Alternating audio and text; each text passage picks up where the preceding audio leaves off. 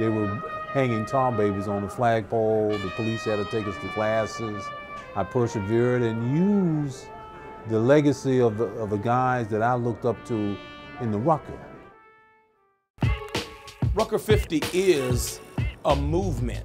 It wasn't as public and publicized as what was going on with Dr. King in Alabama, but what it did was revolutionize how young people looked at themselves as having their own voice and their own space. Rucker 50 is like basketball royalty too. When you look at the guys that have played there. Willis Reed, Howard Kohlmeyer, Nate Bowman, Dave Stallworth, more than half of the Knicks roster. They couldn't afford to go to the Garden, but they saw the best talent in the country, right there in the playgrounds of Harlem. Guys coming from Connecticut, guys coming from Jersey, guys coming from Philly, all to play in this Harlem Rucker tournament. You know, it was real basketball, serious basketball. I wouldn't even try to compare it with college ball because the games down here are a great deal more physical. And there was no discrimination. They didn't care if you were white, black, blue, girl, boy, young, old. If you had street cred and you proved it, you were in.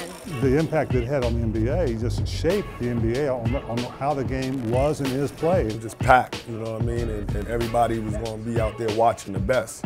So, you know, you wanted to compete and go against the best. He used his platform. He planted himself. He bore seeds. He bore fruit. And he seeded a whole new generation from his fruit. Well, there was a whole vibe that I started getting from the East Coast, you know, and that's when hip-hop started to really evolve, you know. That's all part of the charm here at the Rucker Tournament in Harlem. Here you are, young African-American people, not just boys, but girls too, because that was a space of socialization for them as well. You know, long before there was Twitter and Facebook and Instagram. When you talk about Rucker Park being at 50, it's a destination and it's a New York landmark, and that's what it's about. I just love Rucker Park. I love Harlem. It changed my life.